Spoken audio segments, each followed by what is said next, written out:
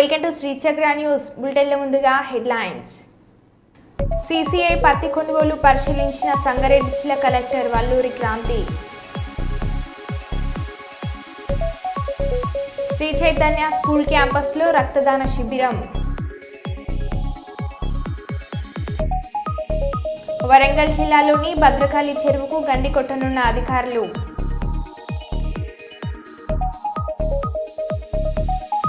కనువిందు చేస్తున్న అరకు మడగడ మేఘాలకుండ. వాలంటీర్ల వ్యవస్థపై డిప్యూటీ సీఎం పవన్ కళ్యాణ్ కీలక వ్యాఖ్యలు. రేపు శ్రీశైలంలో ముఖ్యమంత్రి చంద్రబాబు పర్యటన. కాంగ్రెస్ పార్టీ ఆధ్వర్యంలో తెలంగాణ రాష్ట్ర ముఖ్యమంత్రి యనమల రేవంత్ రెడ్డి 55వ పుట్టినరోజు వేడుకలు. మేడపైన గంజాయి మొక్కలు పెంపకం చేస్తున్న వ్యక్తి arrest.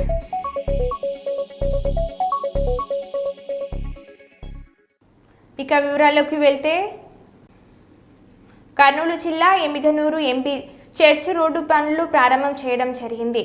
MLA BV Jayanageswar Reddy church road పనులు ప్రారంభించిన అనంతరం మాట్లాడుతున్న ఎమ్మెల్యే బీవీ జయనాగేశ్వర్ రెడ్డి,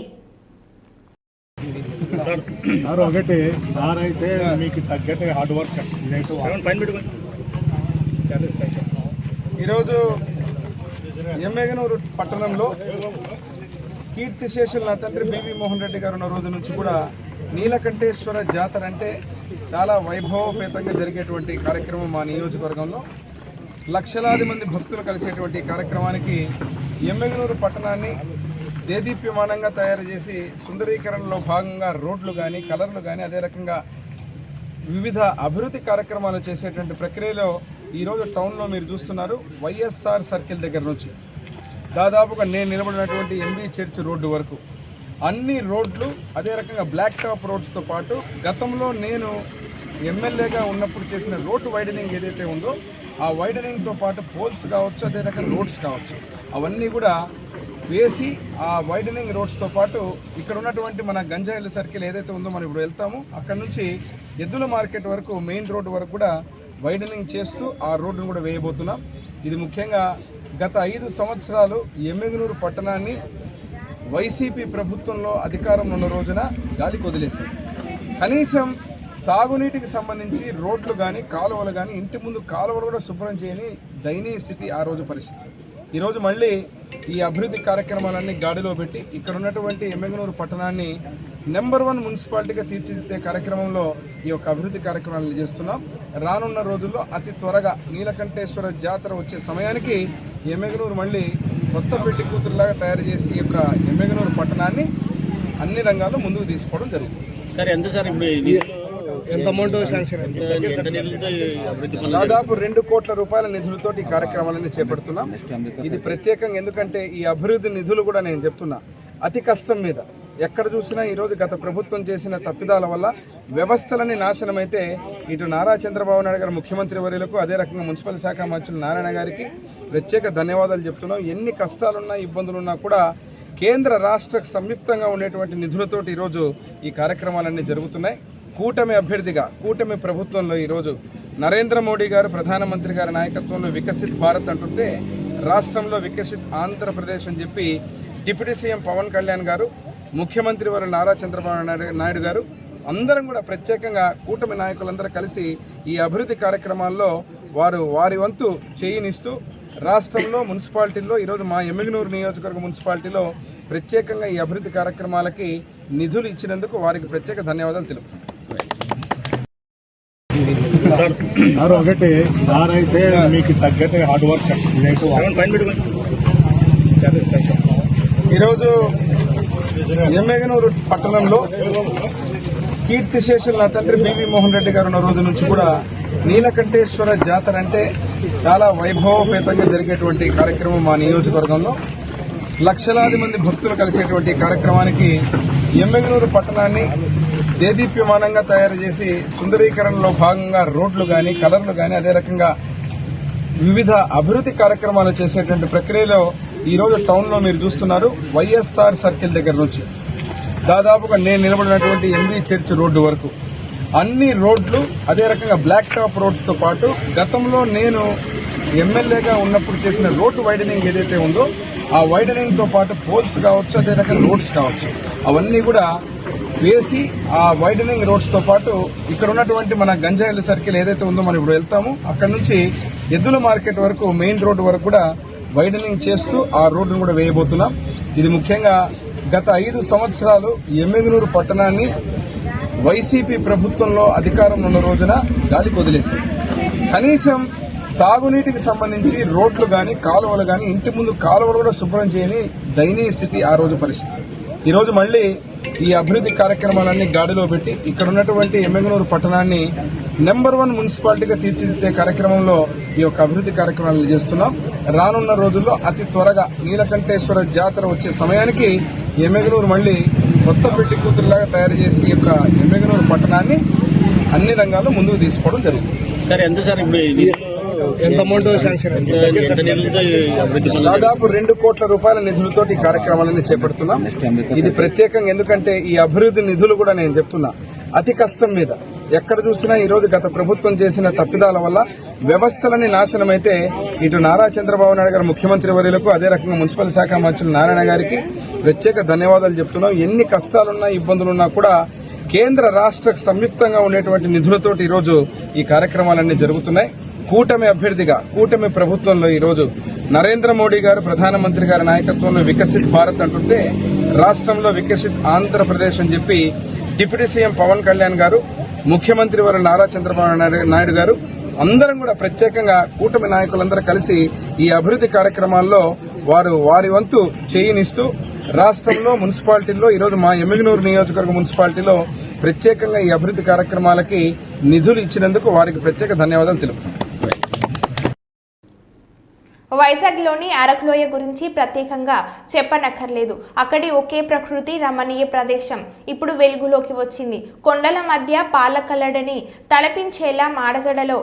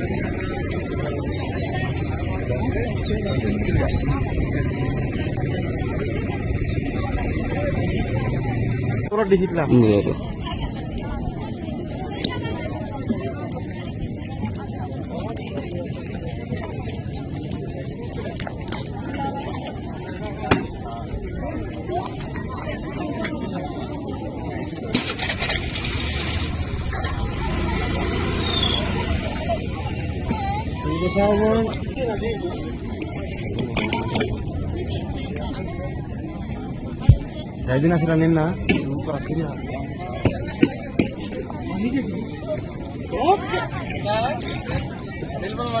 సులభంగా డబ్బు సంపాదించడంతో తన అవసరాల కోసం ఒక అడుగు ముందుకేసి తన ఇంటి మేడపైన గంజాయి మొక్కల పెంపకాన్ని గృహ పరిశ్రమగా ప్రారంభించి చివరికి పోలీసులకు చిక్కి కటకటాల పాలైనాడు. ఇక వివరాల్లోకి వెళ్తే వరంగల్ శివనగర్ ప్రాంతానికి చెందిన పల్లెబోయిన కుమార్ 60 సంవత్సరాలు సులభంగా డబ్బు సంపాదనతో పాటు తన అవసరాల కోసం ఏకంగా ఒక గృహ పరిశ్రమ తరహాలో నిందితుడు తన ఇంటి మేడపైనే పూల కుండీల్లో గంజాయి మొక్కల పెంపకం చేపట్టారు. గురువారం రైల్వే స్టేషన్లో తనిఖీలు యాంటీ డ్రగ్స్ టీం పోలీసులకు పక్కా సమాచారం రావడంతో పోలీసులు మత్తు పదార్థాలను పసిగట్టే పోలీస్ జాగిలంతో మేడపైన గంజాయి మొక్కలను గుర్తించి వాటిని స్వాధీనం చేసుకోవడంతో పాటు ఇంటి యజమానిని డ్రగ్స్ కంట్రోల్ టీం పోలీసులు గంజాయి మొక్కల పెంపకం చేపట్టిన నిందితుడిని మీల్స్ కాలనీ పోలీసుకు అప్పగించారు.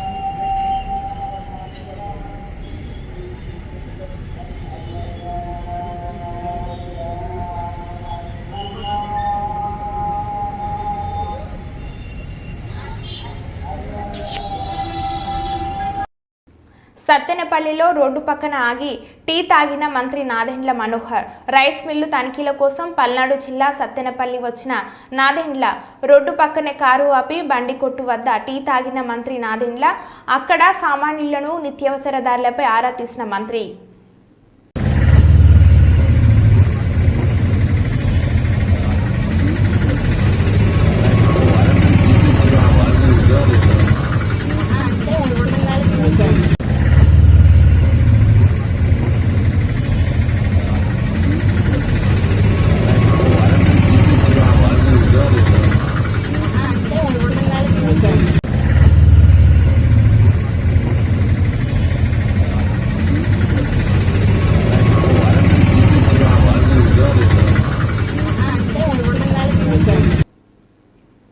అమరావతి రేపు శ్రీశైలంలో ముఖ్యమంత్రి చంద్రబాబు పర్యటన.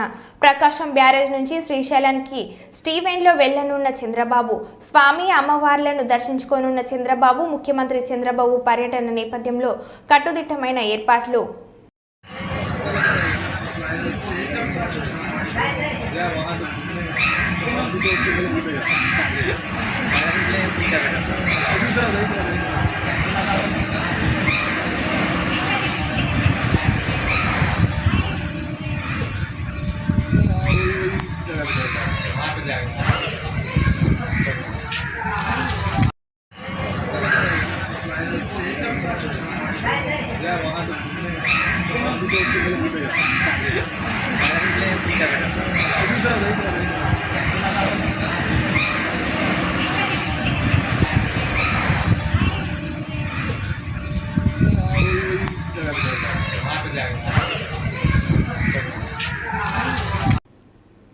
మందకృష్ణ మాదిగ మనువాదుల మోచేతి నీళ్లు తాగి ఎస్సీ వర్గీకరణకు ప్రయత్నాలు చేశాడని మాల మహానాడు రాష్ట్ర అధ్యక్షులు పిల్లి సుధాకర్ అన్నారు.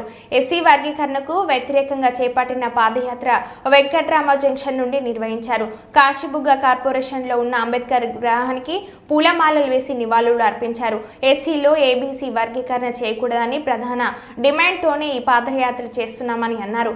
ఈ పాదయాత్ర 16 జిల్లాల్లో 36 నియోజకవర్గాలలో 1000 కిలోమీటర్ల మేర పాదయాత్ర నడుస్తుందని అన్నారు. ఇది సుప్రీంకోర్టు తీర్పు కాదు, కేవలం మోడీ తీర్పు అని పిల్లి సుధాకర్ వ్యాఖ్యానించారు. ఇప్పటికైనా ఎస్సీ ఎస్టీల వర్గీకరణ ఆపాలని, లేకపోతే నిరసనలు వ్యక్తం చేశామని అన్నారు. మాలాల ఐక్యత వర్ధిల్లాలంటూ నినాదాలు చేశారు.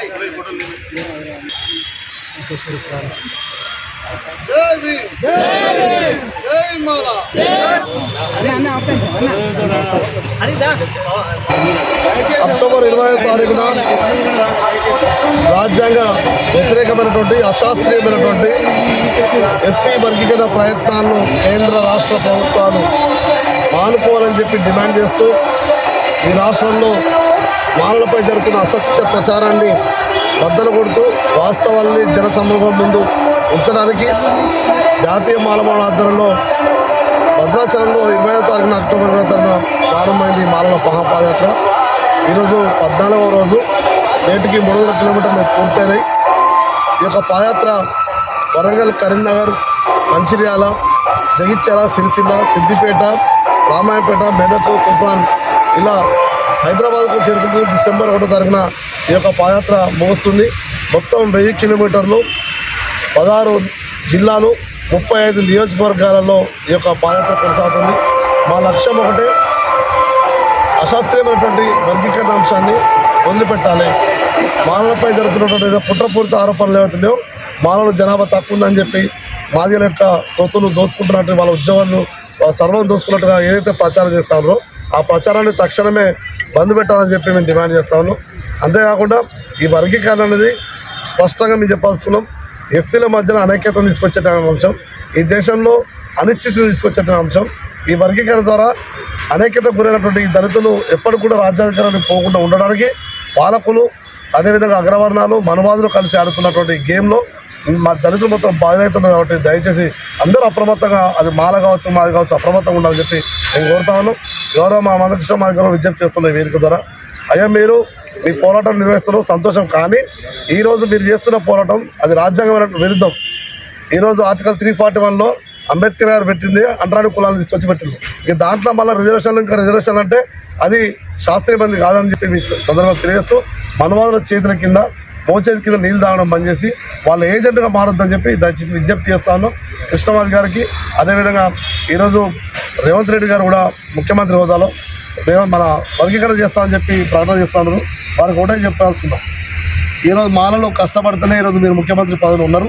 ఆ పదవిని ఎట్లయితే అప్పచెప్పినామో ఆ పదవిని గుంజుకోవడం కూడా మాలో తెలుసన్న విషయాన్ని కూడా మీకు హెచ్చరిస్తా ఉన్నాం. అంతేకాకుండా ఈరోజు రాజకీయ పార్టీలు మొత్తం కూడా ఒక్క వైపే మాట్లాడుతున్నాయి. వాస్తవాలను తెలుసుకోకుండా, శాస్త్రీయమైనటువంటి ఆధారం లేకుండా, ఎటువంటి వాళ్ళ దగ్గర డాటా లేకుండానే మాదిగలు మొత్తం వెనకబడ్డరు, మాదిగలు మొత్తం ముందున్నారు అని చెప్తారు. మేము ఒకటే చెప్పాల్సిన పార్టీలకు, మీకేమాత్రమైనా సిగ్గు శరం ఉంటే మాలల మీద అసత్య ప్రచారం పంచండి, లేకపోతే ఈ పార్టీ పునాదులు కూర్చోడానికి మాలలు ప్రతి ఒక్కరు. ఏపీలో ప్రస్తుత ప్రభుత్వంలో ఉన్న అన్యాయమైన పరిస్థితిని గతంలో ఎన్నడూ చూడలేదు. ప్రజాస్వామ్యాన్ని కూని చేస్తూ రాష్ట్రాన్ని అతలాకుతలం చేస్తున్నారు. హామీలు పట్టించుకొని ప్రభుత్వాన్ని ప్రశ్నించే గొంతులను కూటమి ప్రభుత్వం అణగదొక్కుతుంది. ఎన్నికల ప్రచారంలో సూపర్ 6, సూపర్ 7 అంటూ హామీలు ఇచ్చి అధికారంలోకి రాగానే రాష్ట్రంలో ప్రతి సెక్షన్ను ఈ ప్రభుత్వం మోసం చేసింది. అధికారంలోకి వచ్చి 5 నెలలు పూర్తి కావస్తున్నా ఇచ్చిన మాట అమలు చేయకపోవడాన్ని ప్రశ్నించిన వారిపై కూటమి రాష్ట్రంలో గత 5 నెలలుగా చీకటి రోజులు అలుముకున్నాయని వైఎస్ జగన్మోహన్ రెడ్డి అన్నారు. ప్రజాస్వామ్యాన్ని కూనీ చేస్తా ఉన్న పరిస్థితుల మధ్య ఈరోజు రాష్ట్రం అతలాకుతల పరిస్థితుల్లో ఉంది. రాష్ట్రంలో ఈరోజు చీకటి రోజులు నడుస్తూ ఉన్నాయి.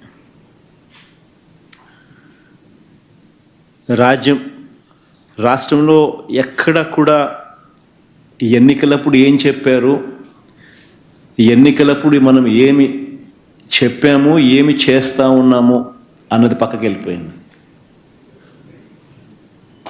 మనం ఎన్నికలప్పుడు చెప్పినది చేయడం లేదు కాబట్టి దానిని ప్రశ్నించే స్వరం ఉండకూడదు అని చెప్పి ఏకంగా అనగదొక్కే కార్యక్రమాలు, చర్యలు మాత్రమే ఈరోజు రాష్ట్రంలో కనిపిస్తూ ఉన్నాయి. అధికారంలోకి వస్తే సూపర్ 6లు అన్నారు, సూపర్ 7లు అన్నారు. 5 నెలలు అయిపోయింది అధికారంలోకి వచ్చి. సూపర్ 6లు లేవు, సూపర్ 7లు లేవు.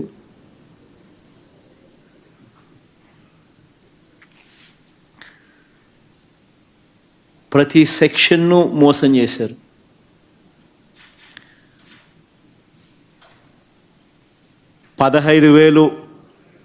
నీకు 15,000, నీకు 15,000, నీకు 15,000 అంటూ పిల్లలను మోసం చేశారు. నీకు 18,000, నీకు 18,000, నీకు 18,000 అంటూ అక్క చెల్లెమ్మలను మోసం చేశారు. భద్రాద్రి కొత్తగూడెం జిల్లా మూలకలపల్లి మండలంలో విస్తృతంగా పర్యటించిన స్థానిక ఎమ్మెల్యే జారే ఆదినారాయణ అశ్వరావుపేట నియోజకవర్గంలోని మూలకలపల్లి మండలంలో 10,05,00,000 అంచనా వ్యయంతో నిర్మాణంలో ఉన్న ముత్యంలపాడు, తాళ్లపై బ్రిడ్జ్లను పరిశీలించి వర్షాలు తగ్గుముఖం పట్టి వరద తాకిడి లేనందున త్వరితగతిన పనులు ప్రారంభించి పూర్తి చేయాలని గుత్తేదారులను ఆదేశించారు.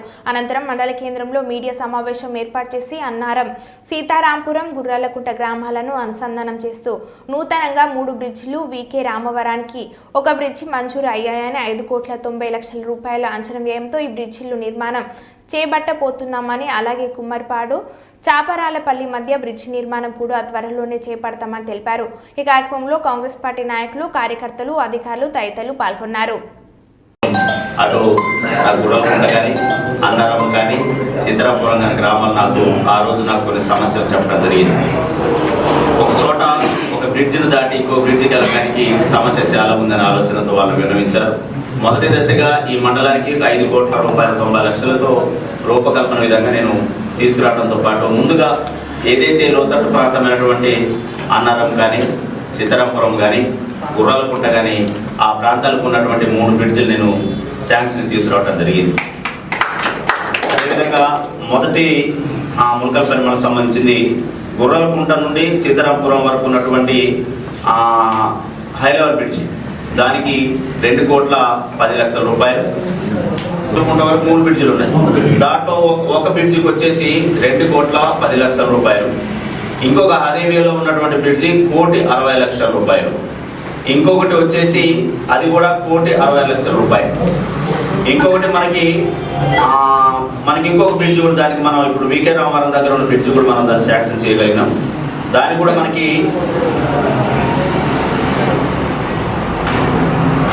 1,60,00,000 రూపాయలు. ఇవి 4 బ్రిడ్జిలు మనకి ప్రధానమైన అంశాలుగా మనం పెట్టడం జరిగింది. దానికి వ్యయం వచ్చేసి 5,90,00,000 రూపాయలు. 4 బ్రిడ్జిలు ఉన్నాయి. అలాగే సైడ్ డ్రైన్కి సంబంధించింది కానీ షట్టర్ లైటింగ్ దాన్ని కూడా అద్భుతంగా మనం తయారు చేయబోతాం. అది కూడా మన సంక్రాంతి లోపల సంక్రాంతి లోపల పూర్తి హంగులతో మనకి ఈ యొక్క మండల హెడ్ క్వార్టర్ కలకలలాడే విధంగా చెప్పమని చెప్పినాం. అదేవిధంగా మరి గతంలో శాంక్షన్ అయినటువంటి 2 బ్రిడ్జిలు చూసిన, ఒకటి ముత్యాలపాడు, ఒకటి 2 బ్రిడ్జిలు. ఇప్పుడు నేను అక్కడికి వెళ్ళి రావడం జరిగింది. 2 బ్రిడ్జిలు చూసి రావడం జరిగింది. 3వ బ్రిడ్జ్ వచ్చేసి కుమ్మరపాడు. ఈ 3 కూడా కుమ్మరపాడుని ముందుగానే వర్షాకాలం ముందు నా దృష్టికి వచ్చిన నేనే ఓపెన్ చేయొద్దని చెప్పిన. ఎందుకంటే గతంలో అవి ఓపెన్ చేయడం వల్ల వర్షాలు వస్తే ఆ గ్రామాల యొక్క కనెక్టివిటీ తగ్గిపోతే ప్రజలు ఇబ్బంది పడతారు ఆలోచనతో నేను దాన్ని కూడా ఆపేయడం జరిగింది కుమ్మరపాడుని. అలానే మనం చూసిన మన తాళ్ళపై బ్రిడ్జ్ మనం ఓపెన్ చేయడం వల్ల ప్రజలు ఎంతమంది ఇబ్బంది పడడం మనం చూసినాం. అక్కడ చాలా ఉన్నటువంటి పరిస్థితుల్లో అక్కడ బ్రిడ్జి కట్టాలనే అవకాశం ఉన్నప్పుడు ఏదో ఒక ఆలోచన ఉన్నప్పుడు కూడా అవకాశం లేకపోతుంది. ఎందుకంటే చాలా విశాలంగా ఉంటాం, దూరం ఉంటాం, కనెక్టింగ్ జరగలేదు. కానీ అక్కడ మనం ఏం చేసినామంటే దానికి ఐరన్ బ్రిడ్జి మనం దాన్ని ప్రపోజల్ చేసినాం. వాస్తవంగా iron bridge doctor BR Ambedkar Konaseema జిల్లా కొత్తపేట నియోజకవర్గం రావులపాలెం భారీ ట్యాంకర్లతో వెళ్తున్న లారీలు ప్రయాణికులు కొంతసేపు ఇబ్బంది పడ్డారు. అయినప్పటికీ వాటిని చూడటానికి చుట్టుపక్కల ప్రజలు రోడ్ల మీదకు రావడంతో హైవేలో ట్రాఫిక్కి అంతరాయం కలిగింది. భారీ బందోబస్తుతో ట్యాంకర్లను హైవే ట్రాఫిక్ అధికారులు తరలించారు. అంతేకాకుండా ఆలమూరు మండలం కొత్తూరు సెంటర్ చుట్టుపక్కల గ్రామాలలో ఓఎన్జీసీలు ఉండడంతో భారీ వాహనాలను తరలిస్తున్నారు. ఈ వాహనాల కారణంగా సాయంకాలం సమయంలో ప్రయాణికులు చుట్టుపక్కల గ్రామస్తులు ఇబ్బందులు పడుతున్నారు. రోడ్లు చిన్నవి కావడంతో ప్రయాణికులు చేసేదేమీ లేక ఈ పరిస్థితి ఎవరికి చెప్పుకోవాలో తెలియక ప్రజలు ఇబ్బందులకు గురి అవుతున్నారు. 15 గ్రామాలకు కొత్తూరు సెంటర్ జంక్షన్. దీనిపై అధికారులు ప్రభుత్వం దృష్టి సారించి ప్రయాణికులకు ఇబ్బంది కలగకుండా చేయాలని దుకాణదారులు ప్రజలు కోరుకుంటున్నారు.